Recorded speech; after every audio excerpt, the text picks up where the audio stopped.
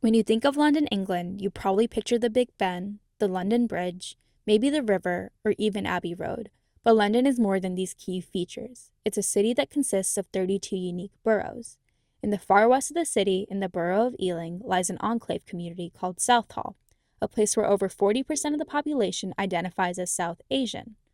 A large amount of this population migrated to the area in the early 50s and 60s, leaving the newly free from British control but destabilized India.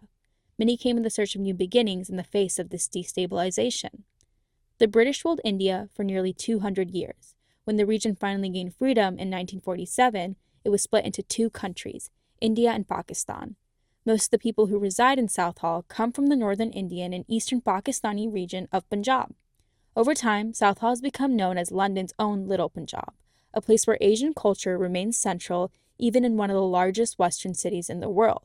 However, this unique community would not exist without a shared era of struggle. They should be back in their own country. And we want Britain for British, for the white, for English people. In the 70s and 80s, as the South Asian migrant population grew, so did tensions between migrant and counterculture skinhead groups. These tensions accumulated in race riots that shaped Asian placemaking all over the country, resulting in an era of struggle that ended in the cultivation of a strong community within the enclave. Uniquely, over time, these community bonds have translated to safe spaces that allow migrants the comfort to sort through their emotions and deal with mental distress. My name is Subreen Dhaliwal, and this past summer I spent 10 weeks in this community in an attempt to understand how cultural frameworks and community bonds shape experiences of mental health care in migrant populations living in the West. From that came this ethnographic research project. Previous anthropological literature on migrant mental health, particularly among South Asian communities, shows that distress is shaped by culture, stigma, and social relations. However, it overlooks how migrants actively cope with distress outside of formal mental health systems, which evidently is common. This research project aims to address this gap through participant observation, semi-structured interviews, and informal conversations. This anthropological fieldwork took place with participants of a government-funded community engagement group called Let's Go Southall. Located in the enclave, the group was initially created with the goal of getting residents outside of the home and physically active. A push for physical health has over time translated into one for mental health, which is why organizers and participants agreed to work with me. LGS offers all people of the community over 24 community engagement activities each week. Some of the most common are group bike rides, knitting classes, talk sessions, game nights, and art classes.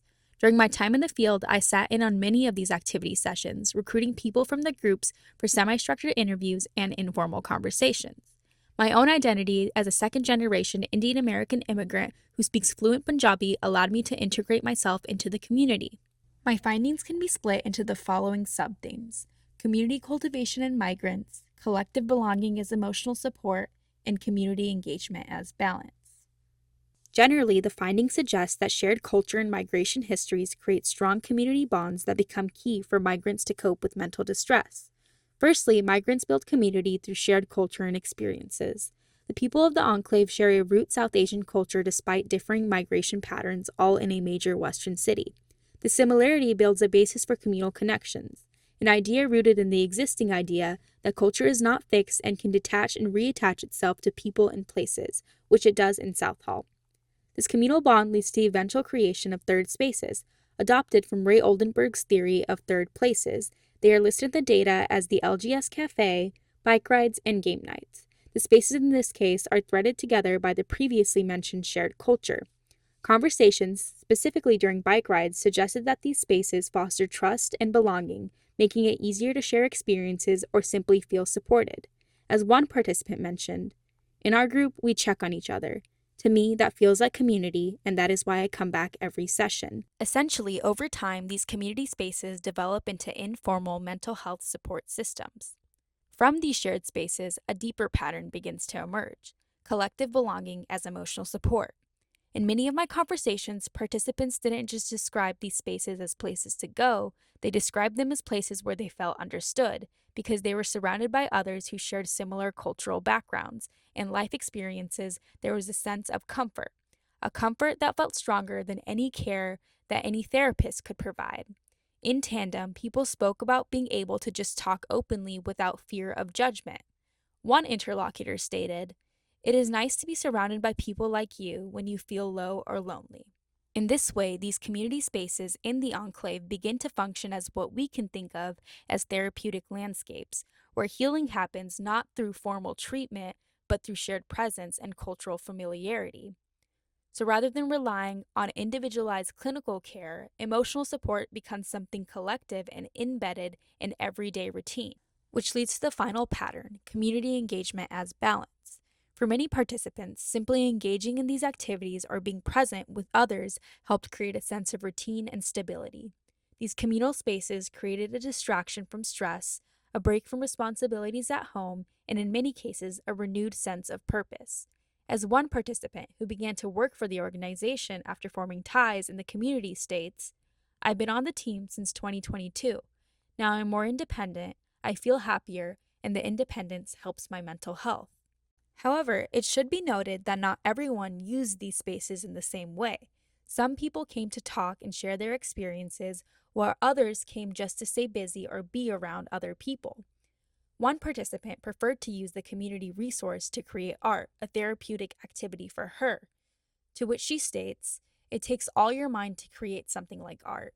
The use of my mind in this way lessens the toll that my life and its conditions have taken on my mental health.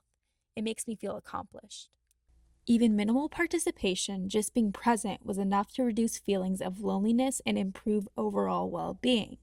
In this way, community spaces act as emotional pressure valves, helping individuals manage the weight of daily life without needing to formally articulate their distress. These personal experiences echo findings connected to the determinants of outcomes of severe mental disorders study from the WHO, which suggests that family climate, social support, culturally relevant understandings, and daily routine all impact recovery trajectories similarly to traditional treatment variables, suggesting the larger idea that mental health care is variable and more flexible than Western frameworks make it to be. Therefore, the dynamics in Southall broadly indicate that mental health care is often not limited to formal clinical systems. Instead, it is something that is shared and practiced through community. Across these findings, three key takeaways emerge.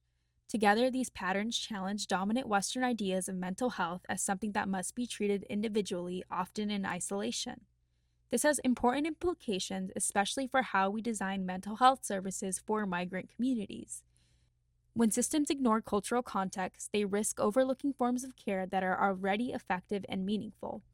Rather than replacing individualized mental health care with community-based systems, there is an opportunity for them to work in collaboration to build mental health support that is more culturally relevant and rooted in people's lived experiences. Looking forward, this research opens the door for future work that explores how these community-driven models can be expanded and integrated into broader public health approaches. Because sometimes cultural frameworks and community bonds heavily impact mental health care in the form of everyday interactions through shared space, traditions, and experiences.